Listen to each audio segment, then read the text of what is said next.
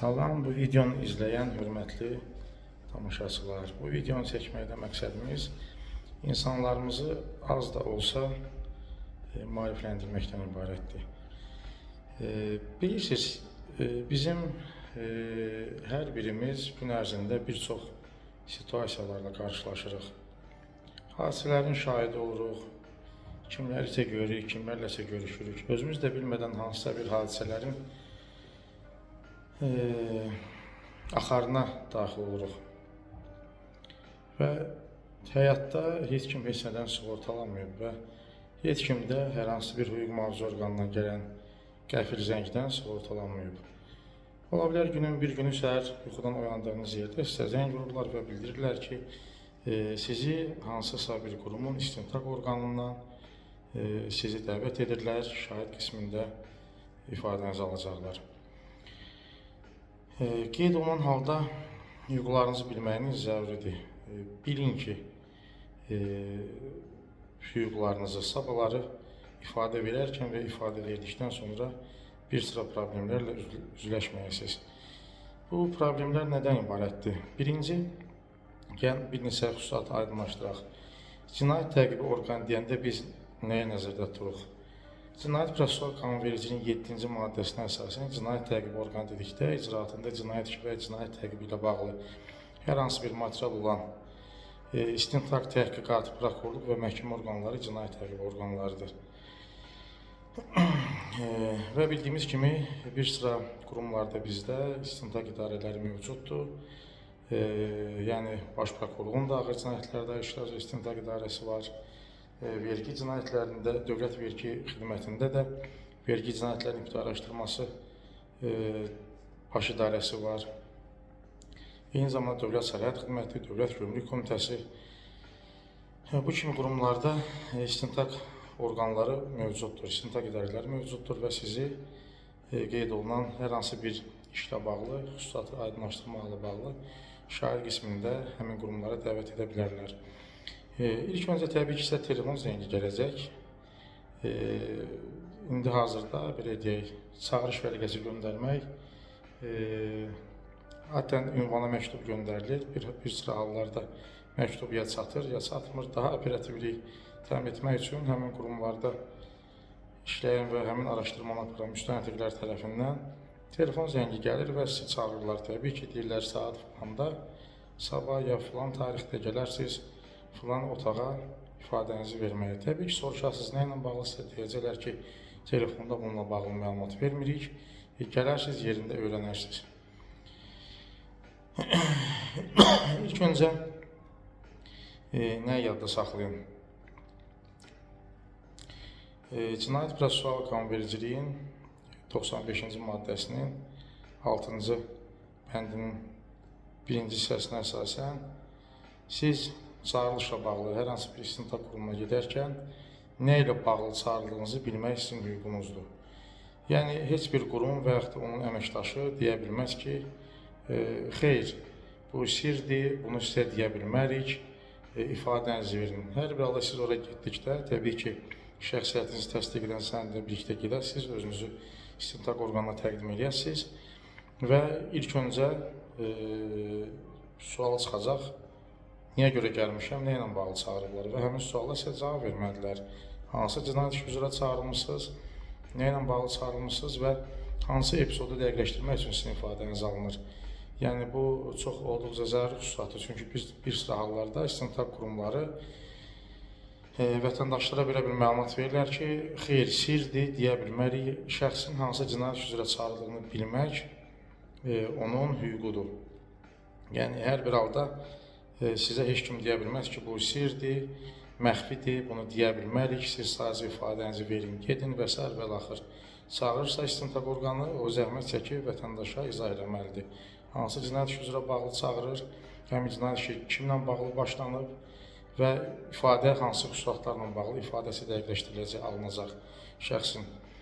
İkinci bir tərəfdən, Cinayət Prosessual Məcəllənin 95.6 4-cü maddəsinə əsasən sizin özünüzün və yaxın qohumlarınızın əleyhinə ifadə verməmə hüququnuz vardır.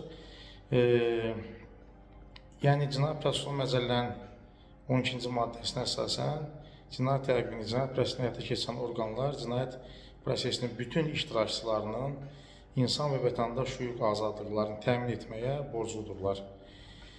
Və ona görə də siz dəvət olunursunuzsa, əgər sizdən yaxın qohumlarınız barədə ifadə vermək tələb olunursa, heç nədən çəkinmədən, heç nədən ehtiyat eləmədən siz özünüzün və yaxın qohumlarınızın əleyhinə ifadə vermə hüququnuz var və həmin hüquqdan istifadə edə bilərsiniz.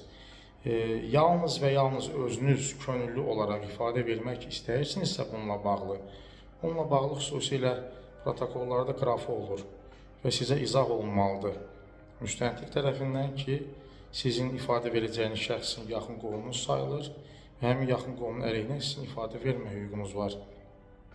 Yalnız və yalnız özünüz könüllü olaraq ifadə vermək niyyətiniz varsa, yaxın qohumlarınızın əleyhinə, bu halda siz ifadə verə bilərsiniz. Qeyd olunan hüququnuz sizin Cinayət Prosessual Məcəllənin 20-ci maddəsində öz əksini tapıb, eyni zamanda bu konstitusiyon hüququdur və konstitusiyonun 66-cı maddəsində yaxın qohumların əleyhinə ifadə verməkdə azadlığınız öz əksini tapır, yəni ifadə vermə hüququnuz var. Yaxın qohumlar kimlərdir? Cinayət Prosessual Məcəllə bunu da dəqiqləşdirir. Yaxın qohumlar Prosessual Məcəllənin 7-ci maddəsində anlayışlarda öz əksini tapıb, yaxın qohumlarınız atanız, ananız, övladlığa götürənlər, doğma və ögey bacı qardaşlar, ər, arvad, babalar, nənələr, övladlığa götürülənlər və nəvələrdir. Yəni bu şəxslər sizin yaxın qohumlarınız sayılır və sizin onların əleyhinə ifadə verməmə hüququnuz var. Digər tərəfdən siz ifadənizi prosessual qanunvericiliyin tələblərinə əsasən şəxsən özünüz də əllə yaza bilərsiniz. Sizi dəvət edən şəxsə deyə bilərsiniz ki, mənə şahidin dindirmə protokolunu təqdim edin və mən həmin protokolda özüm verdiyiniz suallar əsasında öz ifadəmi yazacağam. Əgər desək ki, yox, elə bir protokol yoxdur, biz bunu kompüterdə yazacağıq və s. və axır. Təbii ki, kompüterdən istifadə, müasir texnologiyalardan istifadə istintaq qurumlarında tətbiq edilir və təbii ki, siz öz razılığınızı bildirdiyiniz təqdirdə ki, siz etiraz eləmişsiniz sizin ifadənizin müstəntiq tərəfindən yığılmağına, o sizin ifadənizi alacaq, müəyyən suallar verəcək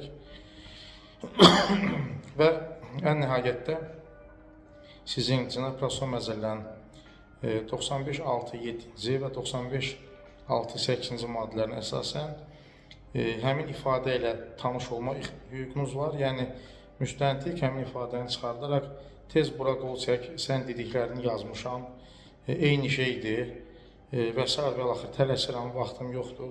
Belə bir şeylər yəni qəbul olunmazdır. Siz ifadənizi vermişsə, müstəntiq də onu kompüter vasitəsilə yazıbsa, o ifadəni printer vasitəsilə çap eləməlidir, sizə təqdim eləməlidir. Siz öz ifadənizi oxumalısınız və ifadənin sonunda əgər ifadəniz siz dediyiniz kimi yazılıbsa, müvafiq qrafalarda qol çəkməlisiniz və sonunda ifadənizin sizin sözlərinizlə doğru və düzgün yazıldığını və bunu öz imzanızla təsdiq etdiyinizi bildirməlisiniz. Əgər yox, sizin ifadənizdə müəyyən təhriflər varsa, ilk öncə bunu müstəntiqə təklif eləməlisiniz ki, mən ifadəmi bu qaydada göstərməmişəm, mənim filan fikirlərim təhrif olunub və xahiş edirəm yenidən düzəlişlər edərək çıxarıb ifadəni mənə təqdim edin. Yox, əgər belə deyək, müstəntiq bundan imtina eləsə, desə ki, yox, çıxartmıram, budur, qol çək, sizin həmin ifadənin sonunda öz qeydlərinizi vermək hüququnuz var. Yəni, həmin ifadənin sonunda yaza bilərsiniz ki, mən ifadəmdə filan fikri filan cür bildirmişəm, lakin müstəntiq tərəfindən filan qaydada qeyd olunub. Yəni, sizin həmin, belə deyək, ifadəyə əlavə və düzəlişinizi qeydlərdə göstərmək hüququnuz vardır. İfadənizi yekunlaşdırdıqdan sonra ifadədə qalan boş sətirlər, boş xanalar silinməlidir. Sətirlər pozulmalıdır.